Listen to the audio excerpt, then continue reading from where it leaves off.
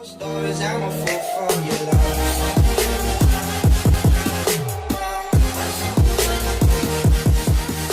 So, what's up mga tol? So, ngayon, napakalungkot na gagawin namin ngayon. Yan nga sila, nag-iiyak, dahil si Eman Medes ay pumanaw na daw. So, tol, na.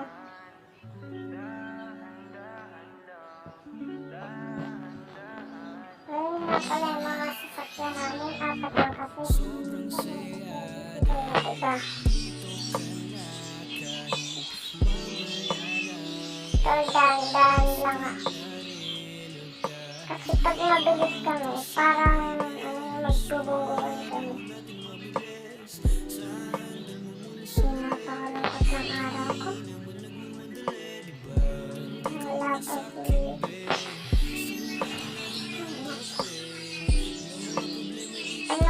di ko kilala yun, pero isa rin ako sa napasayangan nun.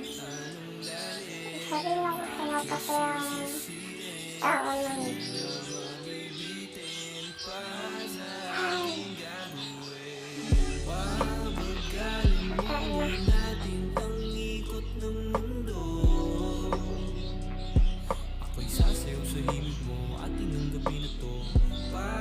Ay, yung St. Peter sa harapan ko.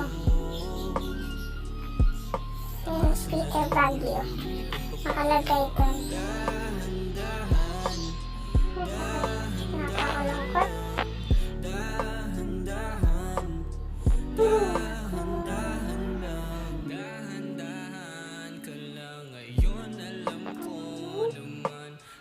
Hindi natin mag-first person view. Ganda rin pala ng interview nito. Kaso di mo na makita yung gilid mo.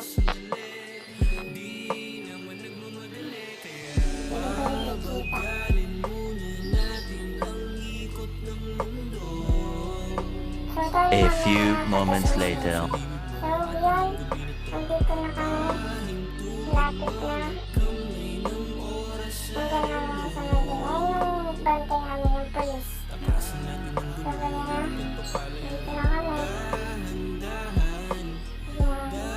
Pasok na dyan, tol. Napakalungkot. Pati yung sasakyan ko, may bukol na. May bukol na. Apat lang kasi kami. Kasi yung iba nagtatrabaho daw sa work nila. Kaya kami na lang. Yun nga pala, dun kami sa second floor.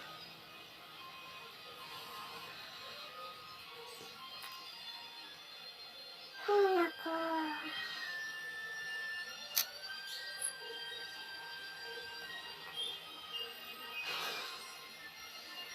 Napakasakit isipin na nawala yung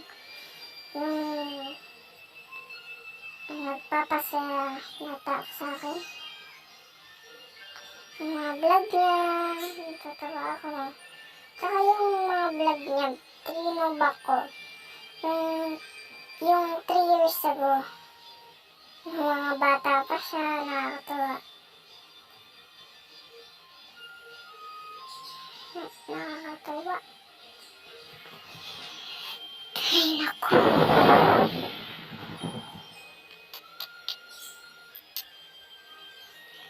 Tol, bilisan niyo naman dyan.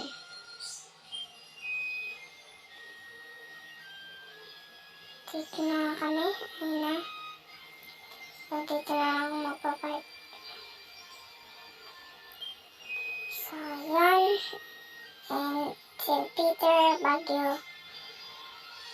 St. Peter.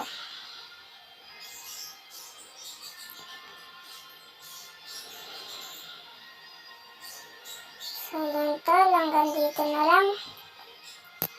Don't forget to like, comment, share, turn bell para sa video namin. Don't forget to subscribe. Thanks for watching and God bless you. Ingat!